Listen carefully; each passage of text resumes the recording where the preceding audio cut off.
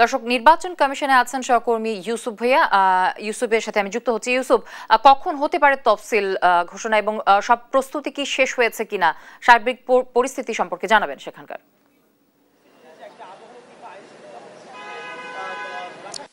জ্যোতি, এই মুহূর্তে সর্বশেষ যদি বলি যে আমরা এখন রয়েছি নির্বাচন কমিশন কার্যালয়ের যেখানে রয়েছে আগারগাঁও, সেখানে রয়েছি এবং প্রধান ফটকে রয়েছি।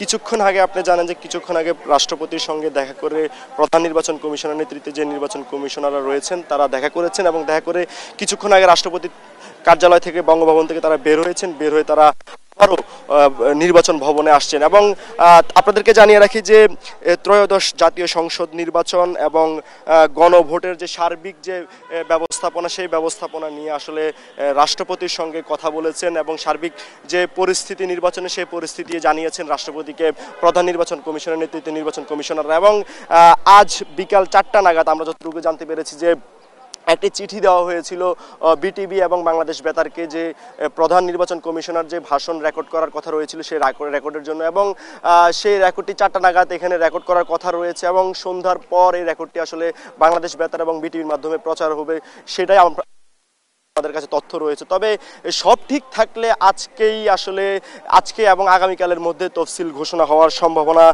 এখন পর্যন্ত যতটুকু জানতে পেরেছি আমরা ততটুকু বলতে পারি। এবং সেই তফসিল ঘোষণাকে কেন্দ্র করে আমরা এখন রয়েছি প্রধান কমিশনার কার্যালয়ের সামনে এবং সেখানে আমরা সকাল থেকে আসলে নিরাপত্তা ব্যবস্থা খুবই জোরদার দেখেছি এবং নির্বাচন সামনের যে সড়কটি রয়েছে সেই সড়কটিতে কিন্তু যান চলাচল সকাল থেকে আসলে ঘোষণা করেছে। এবং এবারের নির্বাচন যেহেতু ভিন্ন এক বাস্তবতায় অনুষ্ঠিত হতে যাচ্ছে এবং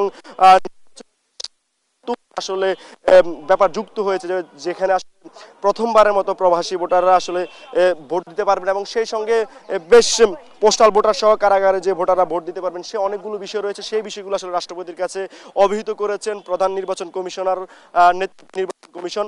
এবং সব বিষয় মিলিয়ে এখন পর্যন্ত আজ বিকালে যে এই ভাষণটি রেকর্ড করার কথা রয়েছে সেটি রেকর্ড হলে আজ সন্ধ্যা অথবা আগামীকালের মধ্যেই সব ঠিক থাকলে তফসিল ঘোষণা হবে।